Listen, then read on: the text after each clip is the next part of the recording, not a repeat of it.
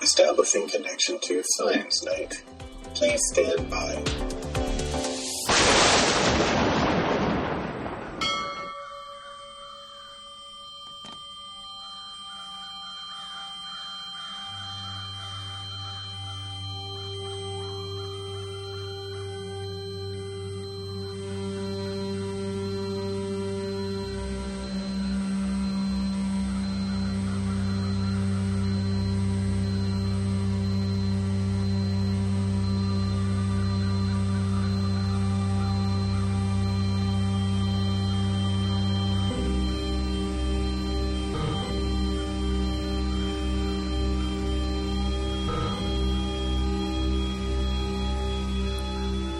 Welcome back to this ghoulish and devious version of the Science Night podcast. It is Halloween. This is our 2021 Halloween Spectacular. Tonight, you are going to hear us talk to somebody about the science behind some of our most horrific science fiction, and we're also going to have a companion piece written by the creator of Pulp, From Beyond the Veil, Cody Sullivan. With me tonight is Jason, and I am going to let him attempt to introduce our very special guest. Good. Hey, James, how are you? I'm great. I'm really excited about this episode. Today with us on Science Night, we have my good friend, Bill Sullivan. Bill is the Showalter Professor of Pharmacology and Toxicology at the Indiana University School of Medicine. He's not an old guy, but he spent his lifetime studying the intracellular parasite Toxoplasma gondii, which is something that many of you probably are familiar with or have heard about. And if you haven't, you'll be horrified to hear what it is, because you probably are intimately related to it already. In addition, Bill is a fantastic science communicator. I have been working with him for a number of years in that regard here in Indiana and online. He has been a blogger since blogging was cool. He turned that blogging into a fantastic book that's out by National Geographic Press called Pleased to Meet Me. And so, Bill, welcome to the podcast. Thank you so much for humoring us today. Hi, Jason. Hi, James. It's great to be here. I love the fact that whenever someone thinks of something spooky and gross, my name pops into their head. I think we should have the caveat of your work pops into their head. Usually my name and visage pops into their head. Bill, tell me, why should I know already about Toxoplasma gondii? Well, Jason, Toxoplasma, as you said, is a single-celled parasite. And despite the fact that 1/3 of people in the world are infected, the majority of those people aren't even aware that they carry this parasite in their brain. So this parasite is commonly acquired through multiple different ways. That's why it's so widespread. And it's very stealthy. People don't realize they became infected with this parasite. But the real kicker is that it never leaves. You know, most people think if you get infected with a virus or a bacteria, the immune system kicks in and squashes it and it's gone. Toxoplasma cannot be defeated by the immune system and resides as parasitic cysts within the brain, presumably for the rest of that host's life. That's horrifying. Horrifying. And what are they doing? What are these parasites doing in these cysts in my brain? Because I'm sure I have it. They are waiting around for you to be eaten by a lion or a tiger or some kind of feline species. Ultimately, that's what the encysted form's job is.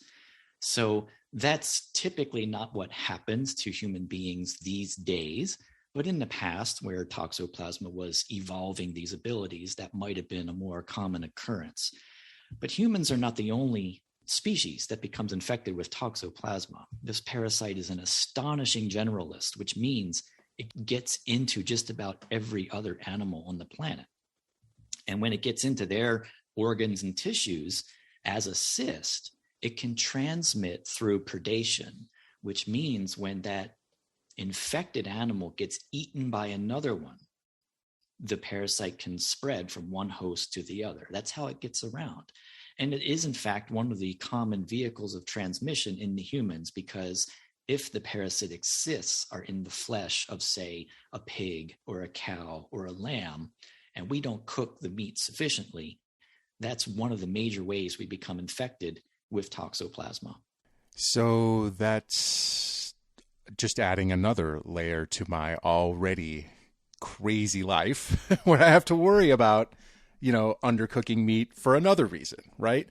Thanks, Bill. I'm questioning, James, why we invited Bill on here, because I thought I knew enough about toxoplasma to be able to stomach this, but now it's making me a little bit queasier than normal. You mentioned earlier that the ultimate target is a feline species. It makes sense that it can get into all sorts of animals that could potentially be prey for those big cat species or prey for littler cat species. But it doesn't explain sort of the range of types of species that toxoplasma can infect. Not everything is eaten by a cat species. So is that not detrimental? Or does it not even matter because there's so many of them?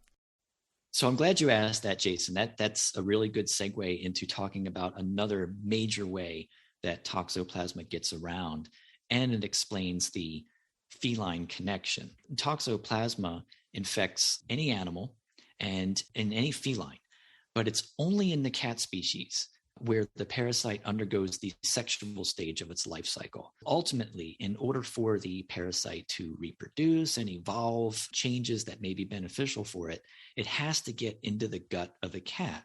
That's the only place on earth that we know of where that sexual stage takes place. And here's where the Halloween spookiness really comes into the equation. Wait. We're not there already?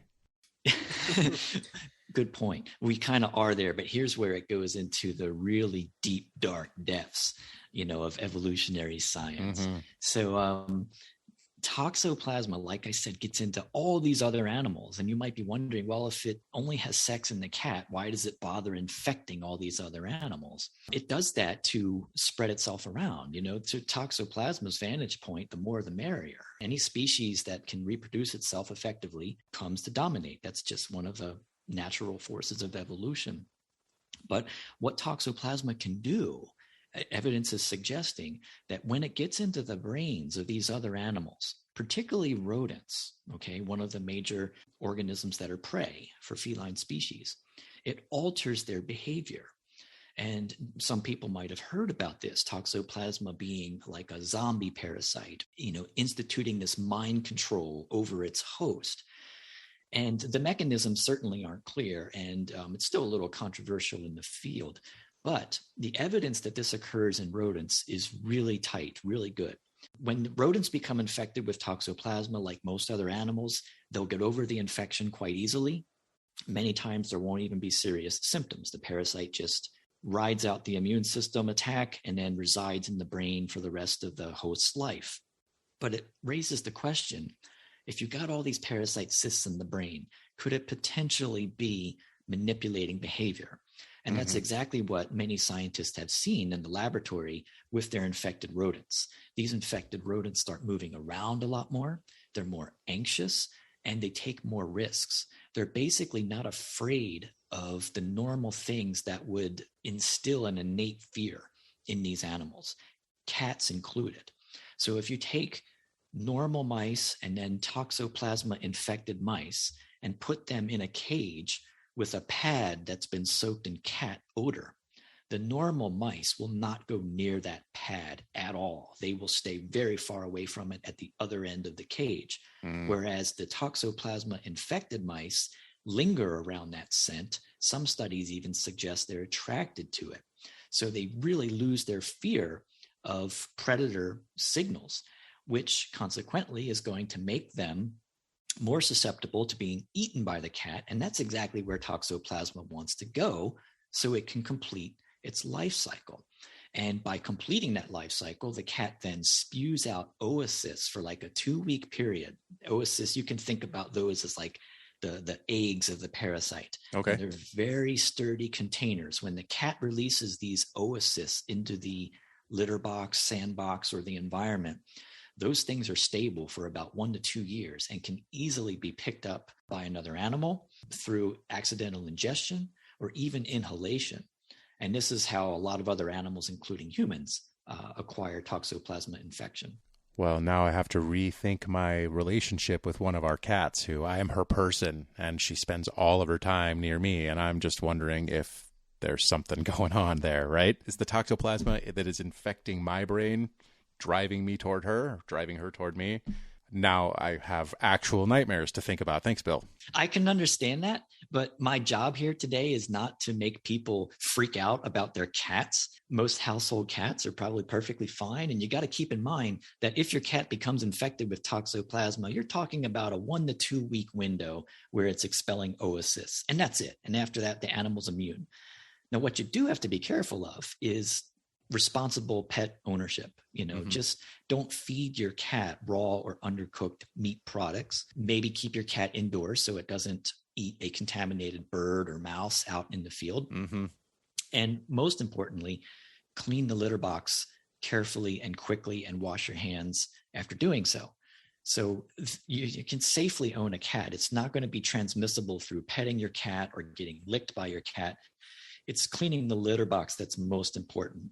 And we should state that, if you're a pregnant woman, you definitely should get someone else to clean the litter box, because there's a very dangerous possibility where if you become infected for the first time in your life while you are pregnant, toxoplasma can cross the placenta and cause miscarriage or infect the fetus, which can lead to pretty devastating birth defects.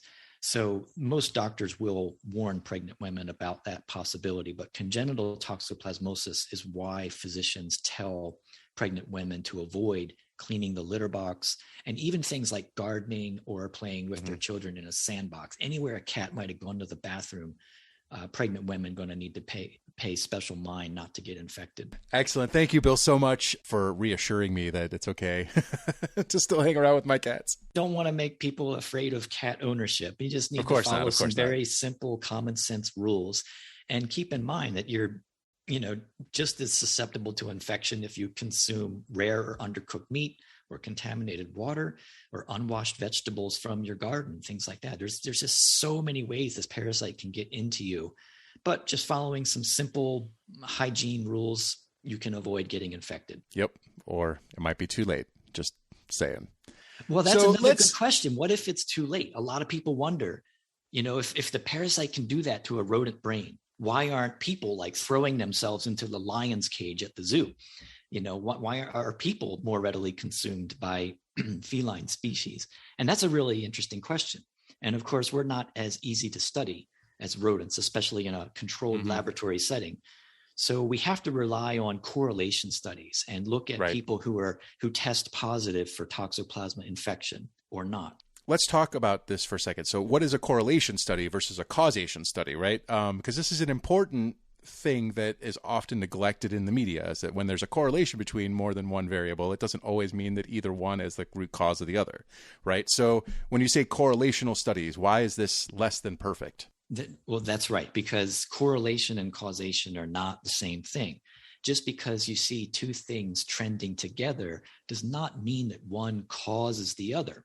There are this group of things called confounding variables that may be responsible for that connection, or the connection just may be a coincidence. So when we talk about causation, there's a definitive link, and that's usually done in a controlled experimental setting where you can definitively prove it by excluding confounding variables, by excluding coincidence from the equation. But most things that we connect are actually correlations. So the correlation with toxoplasma in people is that there's a higher risk of schizophrenia and a number of other neuropsychoses, including rage disorder. And just like we see in rodents, risk taking, gamblers tend to be more positive for toxoplasma than people who aren't. And you're also 3 times more likely to be in a car accident if you test positive for toxoplasma. Again, kind of consistent with the risk-taking behavior. Those are all very tantalizing connections, but they're not a smoking gun, because there's many other possibilities that could explain those patterns that we see.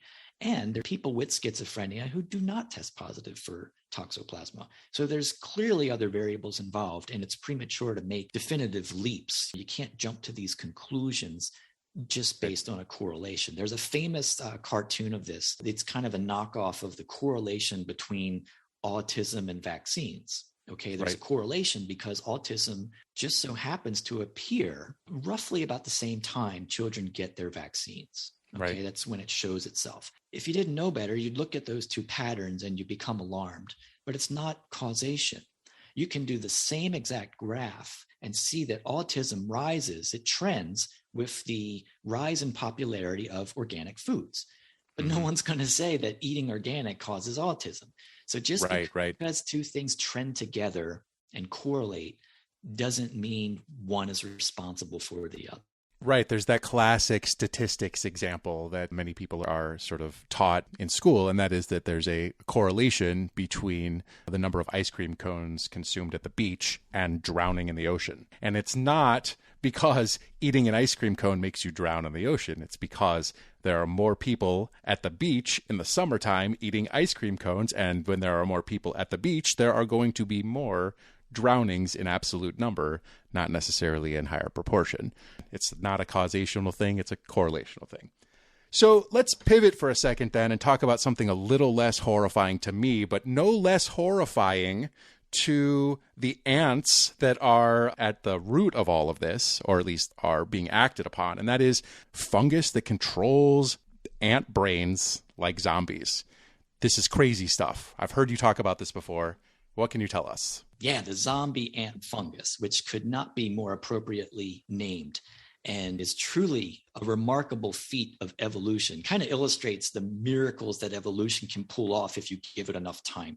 So let's talk about this zombie ant fungus. Ants live on the ground, they're walking around, and they happen to pick up some spores at one point or another. These fungal spores infect an ant's body and start to commandeer. They take over the ant. They influence its neurochemistry in ways that are just beginning to become elucidated. So in these teeny tiny ant brains, this fungus takes over their neurochemistry and causes them to behave in ways that an ant normally would not behave. So when an ant becomes infiltrated by this fungus, it leaves the colony, it leaves its buddies, and starts climbing up some of the plants that are in the jungle. And it adheres itself to the underside of that plant. It just sinks its mandibles into the flesh of the leaf there and just stays put. Meanwhile, the fungus is growing and it completely consumes the body of the ant. It just uses up the ant for nourishment, and it basically starts launching these stalks out of the corpse of the ant's body. And those stalks release fungal spores that then rain down onto the forest floor upon all of those ant buddies, all of his comrades.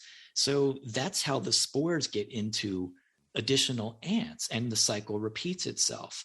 So it's a really haunting and remarkable example of real world zombies, mind control.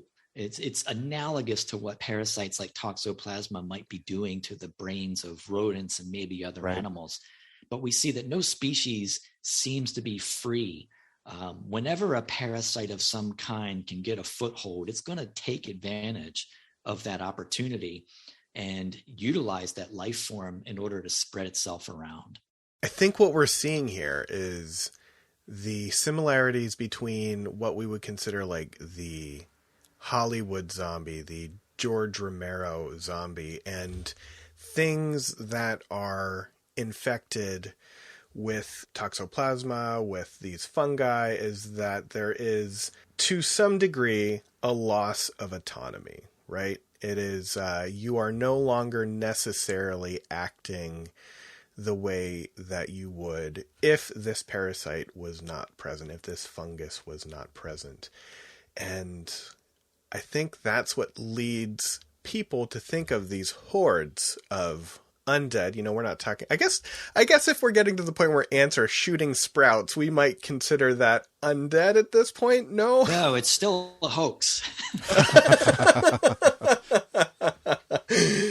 But, one of my favorite things to do is look at nature and then see like, This is where sci-fi comes from, obviously. On the one hand, it is so interesting, and origin of some of these science fiction ideas can be seen in nature. I'm worried now a lot because it is way easier to think about a zombie apocalypse when you think about that I can't even see than things that always seemed a little more fiction than science, right? I mean, yeah, they were working under scientific principles here, but because we're living in a pandemic now, in a zombie apocalypse, right? Thankfully. Yeah, the truth is stranger than fiction. I mean, a lot of these examples exist out there, and science fiction, in a very entertaining way, most of it has a kernel of truth. You know, it's based on some kind of real world example. Of course, they take liberty with it and start to extrapolate and exaggerate, but that's what makes the film entertaining. It's really interesting to think that this mind controlling stuff, and James hit it on the head, this is like a fate worse than death, because you're still alive, yet you're not yourself anymore, and you don't control yourself anymore. So yeah, that's really frightening, because death would be a welcome reprieve if that were the case, you know, for most people. And that's where actually zombies get their root. I mean, the origins of zombies is based in a real world religion that evolved from, sadly enough, the slave trade in Haiti. So, you know, this was a real concept. And then once people started realizing that there are infectious agents out there that can take over the mind and possibly manipulate the host, yeah, your imagination can just run wild, and you get this wonderful spectrum of science fiction, some better than others, that make you wonder at night. You know, some of these horror films can keep you up because, you know, a lot of them, like Ghosts and Ghouls, you know, that's nonsense. That doesn't happen. But infections happen, and you can make that real life leap a little more easily when the horror film is grounded in some kind of kernel of truth. Let's turn then to another example of sort of these Halloween monsters that are rooted in science. And let's talk about werewolves. What can you tell us about the origin of werewolves? Werewolves have a very complex origin, and it can go all the way back to Greek mythology. But where the science comes in, and I'm not saying it might have started the werewolf legend, but it might have fueled it to a degree. There are, you know, rare but real genetic variations in people that control hair growth. Okay, one of the genetic disorders that usually comes up in discussions about werewolves is called CHL, and it stands for congenital hypertrichosis langianose. And I'm probably mispronouncing that, but you know, scary conditions need a scary name. Right. So CHL is a genetic variation, very rare, but when it happens, it's very memorable.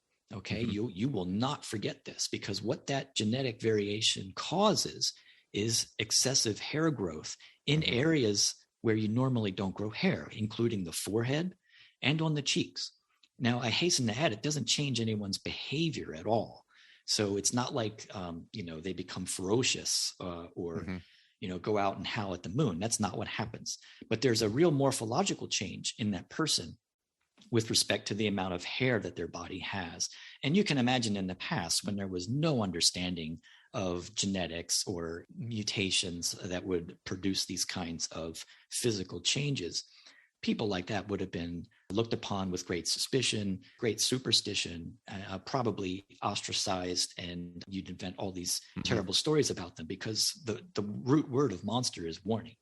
And they would call these people monsters because they are exhibiting an anomalous behavior or feature that we don't understand.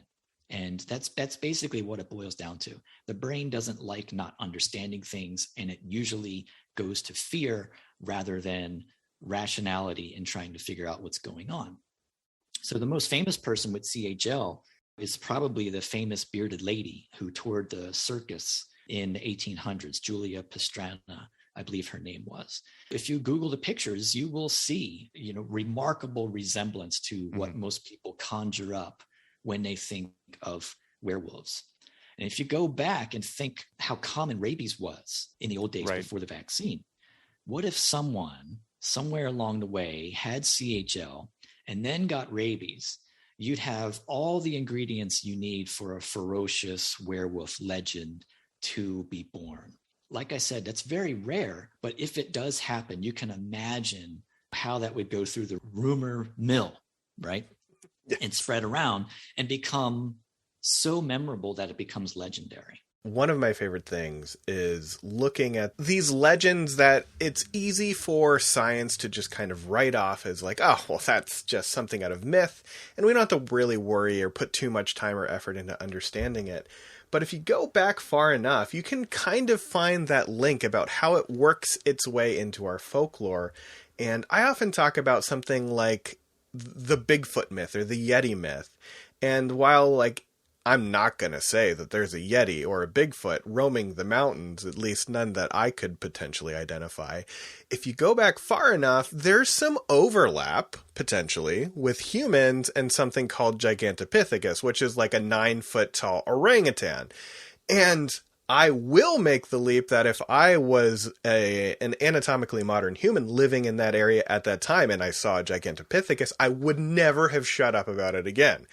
And I can see how that can work its way into our folklore, just how somebody with a condition where they have an abnormal hair growth pattern on their face and head and body and rabies would make me never shut up about that again. So that is fascinating and another glimpse into how these things work into our folklore, and another like, hey, science, we don't need to be afraid of this all the time. We can talk about fun things too. You got to remember, way back when this stuff would have happened, there was no Netflix, there was no internet, there were no movie theaters. We were storytellers, we were songwriters, and we told these strange tales that may have been based in someone's reality at some point, but that's how it would have spread around and become a legend that everyone remembers because they are unforgettable. Even if you didn't see them, just hearing the descriptions, you won't forget that anytime soon. And it's fun to tell the story and it's fun to listen to it. All of that is because humans are uniquely evolved to use storytelling to pass on information. Storytelling is a universal human trait. It happens in every single culture in some form or another. It doesn't happen in every species, but it happens in humans, and our brains are wired to use that mode to pass information from one generation to the next. And so it's fun for us to listen to those stories, and it's fun for us to tell those stories because it's rewarding, because it's the way that we evolved to communicate. It's fascinating, and it's why putting stories of science into the descriptions of scientific outcomes and research is paramount to making it understandable for the general population, making it accessible to those who are curious. They're going to be curious because humans are curious by nature. They're going to hear you because if you tell them a good story, they have no choice but to listen to it and find it interesting. It's just the way we're wired. Are there any other of the standard like Hollywood monsters that can work their way into our folklore? There, I'm sure, is equal parts fascinating and super depressing stories because, I'm sensing that a lot of these go back to somebody was kind of different and humanity ostracized them. That's actually the sad truth behind a lot of monster legends. It's just something we fail to understand. And most of these legends arose in times where we didn't know anything about infectious disease, germs, genetics, toxins, or anything like that. So we were, completely operating in the dark, and the brain's a very conservative organ. It wants to keep you alive so that you can reproduce. So it's going to err on the side of caution and lean more towards paranoia. Now, fortunately, we've evolved to a point where our culture has gotten so strong in terms of sharing knowledge, and with the help of the Enlightenment, we learn to interrogate nature and we explain a lot of these mysteries. And to me, it doesn't demystify them to a great deal where they become less entertaining. It actually makes them more enthralling, in my opinion, to understand the nuts and bolts behind that. But you mentioned vampires, and there's a number of interesting connections between vampire folklore and real world events, diseases or infections. We've already mentioned rabies. And there was a scientist who published a paper not too long ago who drew several parallels between rabies infection and elements of vampire folklore. So some of these include, I think most of your listeners know what happens when people get infected with rabies. There's this foaming at the mouth. There's this hyperaggression. It's caused by a virus that slowly migrates to the brain. And again, like toxoplasma, causes these behavioral changes to take place in the host. So rabies spreads through the saliva. That's where most of the viral particles are concentrated. And in order to get from one host to another, it makes that infected host aggressive and tending to bite. And that's the means of transmission, how it can hop to a new host. You can imagine someone who's infected with the rabies virus and suddenly becomes very aggressive, loses their humanity, and starts biting a lot. That's one of the elements we see in vampirism, a transmission through a bite. And that's precisely how rabies transmits. There's also hydrophobia, which is a fear of water. Everyone knows that vampires are afraid of holy water, but people who are infected with rabies are afraid of drinking water. They will swat it away very violently because even though they might be very thirsty, they can't consume that water. The virus paralyzes the throat muscles, and that's what's causing the high concentration of saliva to stay in the mouth because they can't swallow. So as much as they want to drink water, they simply can't do so. There's also an increased sex drive. You see that in vampire films as well as individuals infected with rabies. And then finally, there's the connection to bats. Vampires transform into bats, and bats happen to be one of the major vehicles, reservoirs for the rabies virus. So I thought that was really compelling correlations between the rabies virus and some of our vampire folklore. Another disease that is commonly associated with possibly fueling vampire legends is porphyria, which I know you guys might think of, oh, that's a lost Def Leppard album, but porphyria is actually a genetic disorder, and it's a blood disorder. You know, I think everyone knows that heme is a major component of blood. It carries the oxygen throughout your body, delivers it to the organs and tissues that need it.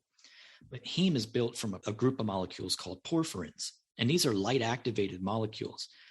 And if you have this blood disorder, which again is a genetic variation, you can't build enough heme. These porphyrins accumulate in the skin, and those cause a number of symptoms that we commonly associate with vampirism.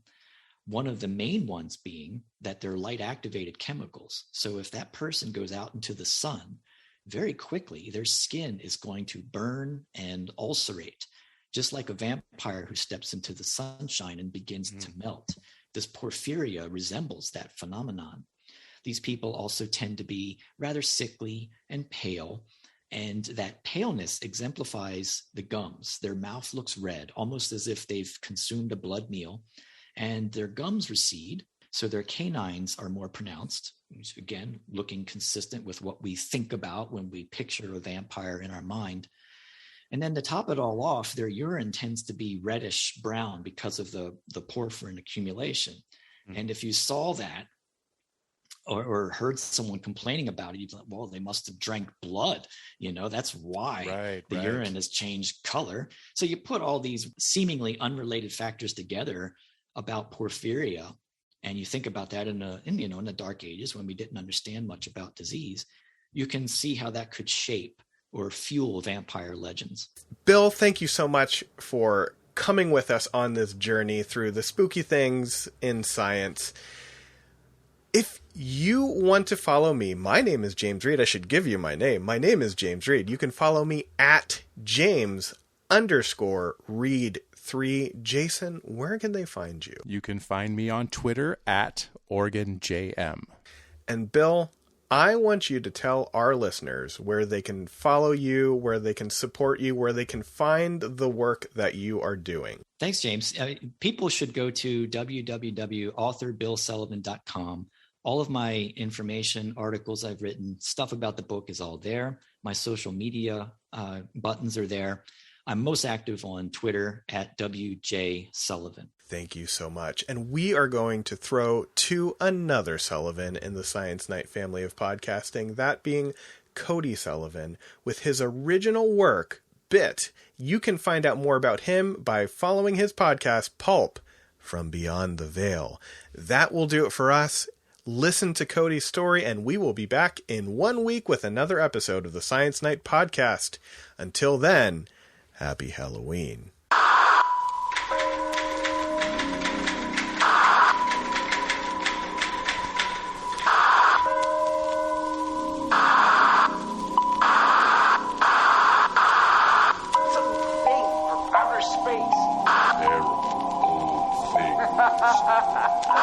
This is Pulp from Beyond the Veil.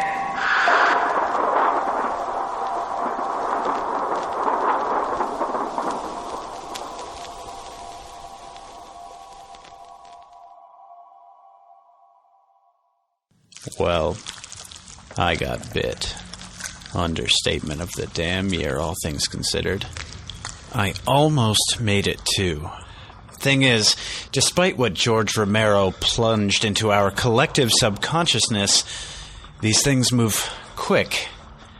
Damn quick.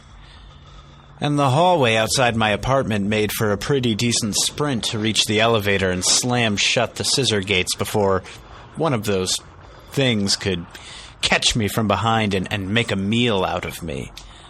And yet, it's not as though being a snack is doing me any better. I've never been the sentimental type, so to me, dying in this busted elevator is as good as any. And if these gates hold, then at least, well, assuming Romero isn't wrong, then there shouldn't be any blood on my hands when this thing is through. One more loop of tape should stop the bleeding. With a wince and grit of my teeth, I wrapped the roll of duct tape, flecks of original gray peeking out from behind a sheen of red, around the ruined stump that was my right foot, all the while my pursuer gnashed at the little bits of flesh between the webbing of my toes. So I made it to the elevator just fine. I didn't want to risk taking the stairs, knowing damn well there are 24 units in this building. Assuming not everyone lives alone like me, I'd estimate a good 60 or so people live here. Well, used to, judging by the screams. Sometime yesterday evening, I heard the first one. Sounded like an old woman. Maybe Joanne from 8C, just above my unit. Didn't last long, though. Went quiet before I could even try to phone emergency services. Which, of course, didn't pick up. City of 11 million people, all trying to get a hold of the police simultaneously, and what do? Shut the damn phones off. I remember there was gunfire outside, and as I shook the sleep out of my head, I noticed the distant sound of screaming, not just from my building, but from, seemingly, all around. This time I tried the police station directly, only to hear the familiar dated sounds of a tone indicating a busy line. Hanging up the call is when I noticed all the notifications.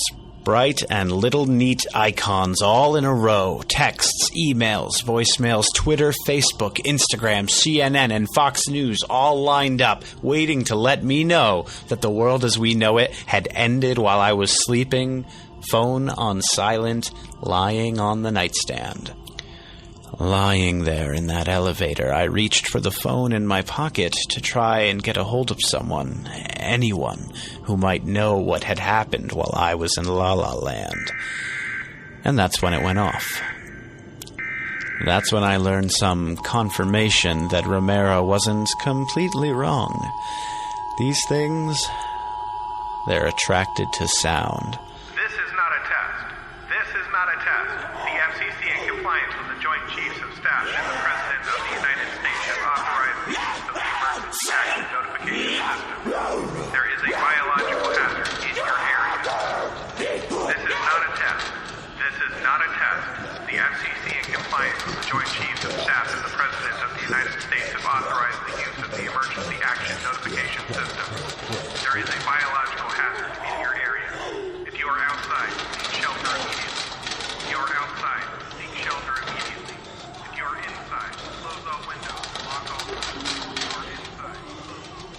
And there they all were, the residents of 448 Lafayette Street, mangled though they be, with crimson patches of torn flesh and dangling skin, teeth bared savagely, and their watery, unfocused eyes staring unblinking at me through the gates. A throng of reaching arms through the bars of the gate groped at the air just a few feet away from my face as the warning's tinny message ended abruptly. I was sure of it now. If this thin metal gate could hold back the weight of a dozen pissed-off ghouls intent on devouring what's left of me, then it sure as shit would keep me in here when I reached down and peeled back the tattered remains of my pajama bottoms, blue flannel, save for the blood, and began studying the stump of my right foot. It's fairly easy to assume that because there are so many of these ghouls in the city that this infection, or whatever it is transmissible. I got bit, so I think I can assume I'm next. As soon as I had accepted this rationale, I saw it. Thin black lines radiating from the site of my wound, inching steadily up my leg. The whole stump itched like a million tiny mosquito bites, and I strongly resisted the urge to scratch. I fell back in an amalgam of pain and exhaustion as I struggled to control my breathing. That was it. I got bit. I'm as good as dead. Sometime later, I began to get a grip on what was left of my sanity. It helped that the zombies' chatter had died down. Oh, they were still there at the gates, arms fully extended through the bars, but at least now they were silent. I began to come to terms with the finality of my situation. I decided to play the role of keen scientific observer in the waning moments of my life and autonomy, plainly wondering which one would go first. The former residents of 448 Lafayette Street were ghastly to look at, but safely doomed behind these bars, I began to think of myself as a regular David Attenborough of the dead. I wondered why they stopped chattering, moaning, groaning.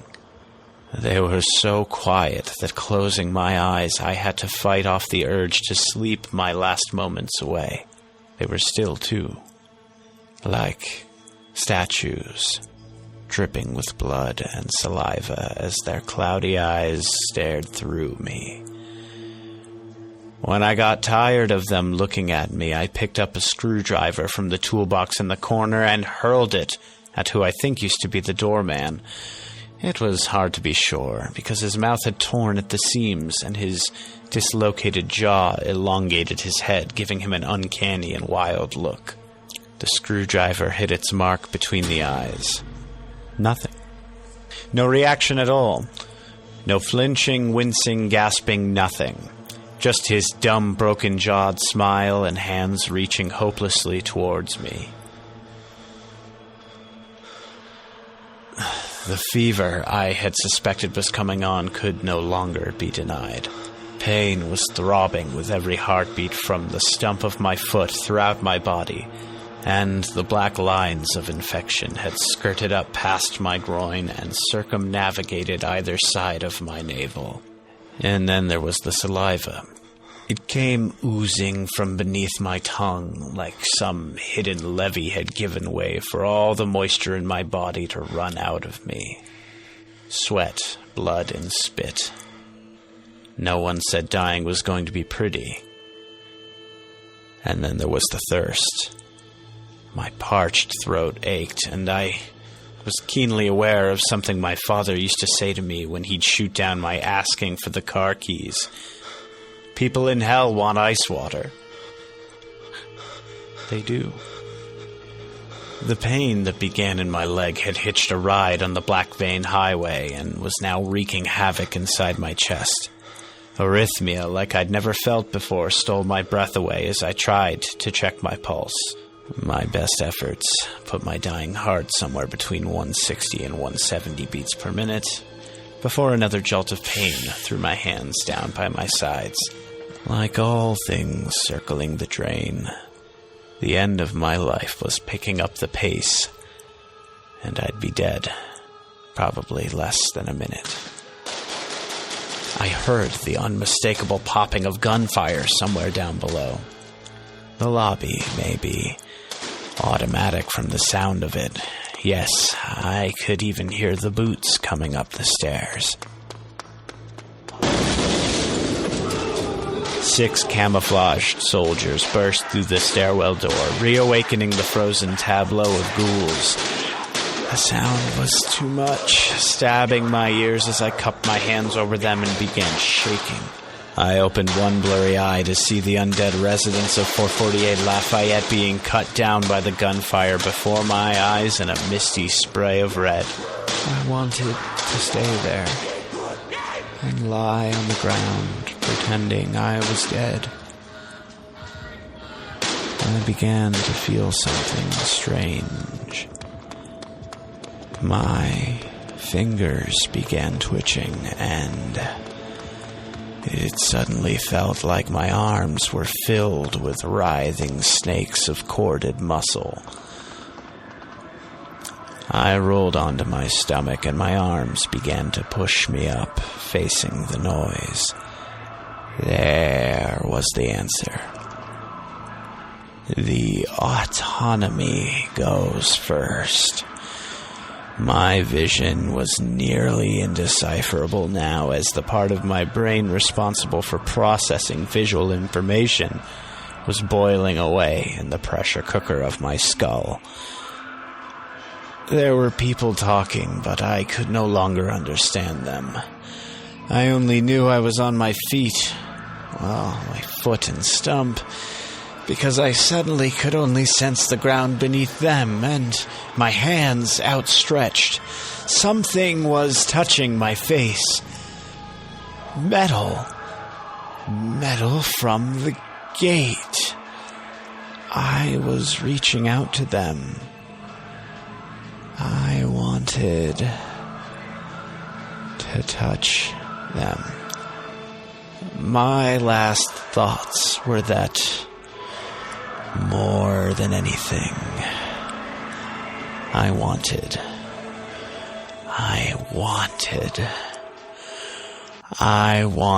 to bite them. All clear. Keep moving.